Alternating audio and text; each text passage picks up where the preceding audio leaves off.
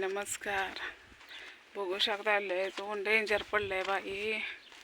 उन्हाने काहीच कळ नाही. मासं चक्र यायच्या. 2 दिवस झाला आयला दवाखान्यात नेलं संध्याकाळनं. त्या दिवशी पण नेलं. काय ते चक्कर थांबाना पडली बाथरूमला गेल्यावर. अजून टेन्शन डोक्यात असल्यावर होतं ना तसं विचार करून करून. आहे की नाही? विचार म्हणतो आपण पण नसतंय चांगला विचार बरं का. सकाळनंच बाथरूमला पडली होती वाटतं. हाताला का पायाला लागले बघा. पाय मुडपलेला पहिला तिचा, त्याच्यावरच लागले. मी कार्प मस्त असा ओला करून आणला. म्हणलं चला दमच निघाना म्हणलं कसलाच.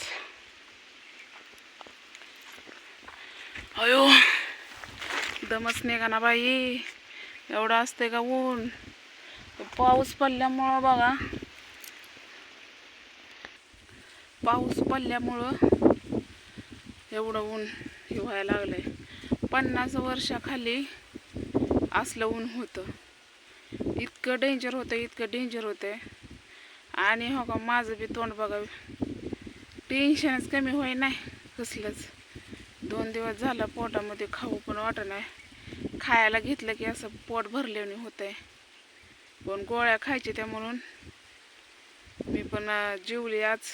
ती पण शेवाळ्या केलत्या. भरपूर असं फोन आलं मला, ताई काय झालंय आईला, आजीला दवाखान्यात घेऊन जा. आपल्या पनवेलच्या ताईंना केलता मी फोन. म्हणलं चला थोडंसं बोलावं तुमच्यासोबत, पनवेलच्या ताईसोबत जरा थोडं बोलावं म्हणलं, माझं टेन्शन दूर होईल. पण त्यांना रेंजचाच प्रॉब्लेम आहे वाटतं.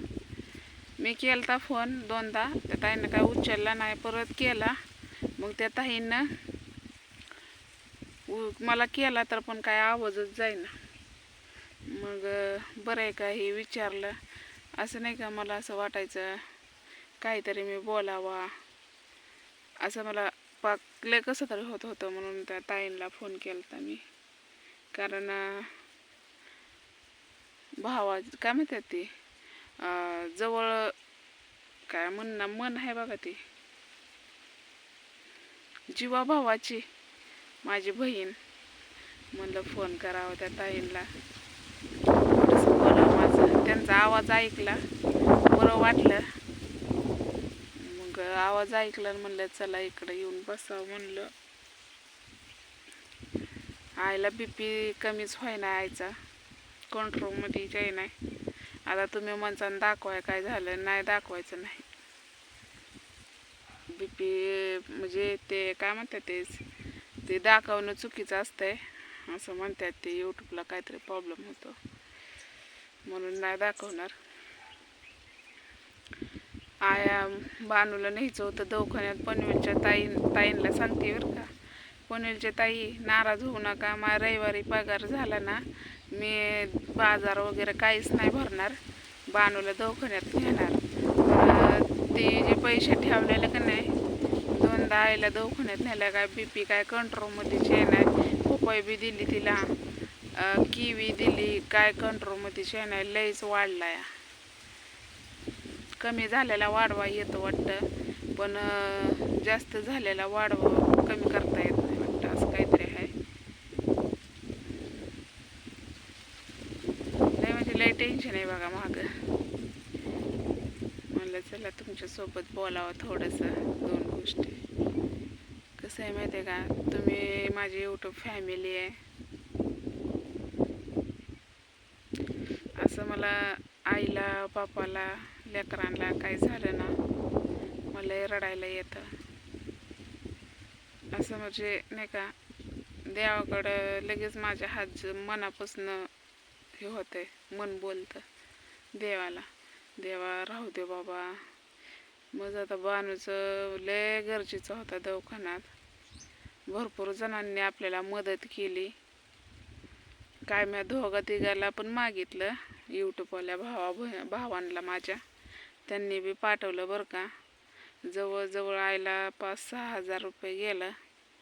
कारण बानूला न्यायचं होतं, पण काय म्हणतात ना, देव देतो द्यायला, पदर नाही घ्यायला, असं काम असतंय. पण पनवेलच्या ताईंना म्हणलं सांगावा, तेच फोन त्यासाठीच केलता मी. ताई म्हणलं तुम्हाला सांगावं, आईला नेलंय दवाखान्यात. बानूचा दवाखाना काय झाला नाही. बानूला रविवारी काय पगार झाला की तिला दवाखान्यात नेणार आहे. मग दवाखान्यात तिला नेलं ना, मग तुम्हाला मी दाखवते बानूला दवाखान्यात आणलेलं. कारण तोपर्यंत माझ्याकडं पण पैसे होते, म्हणून पाठदिशी आईला नेता आलं. काय करायचं.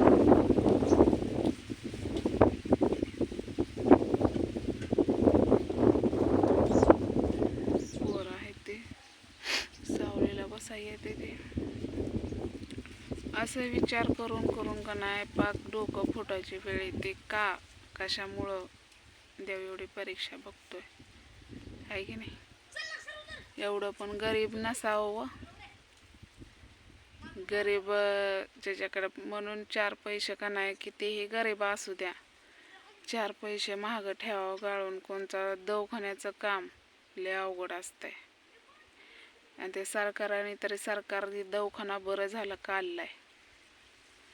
त्यातच आधी आईला नेलं, पण त्यात काय तिला फरक पण पडेना. आणि मी जाते संध्याकाळनंच, कारण दिवसभर तिला त्रास होतोय. म्हणून म्हणलं संध्याकाळनंच काम करून जाते मी. हेड्याव काय काढू वाटेना, काय नाही. तर म्हणलं चला आज बसले, आणि ते आधीचे शूट केलेले सोडले होते.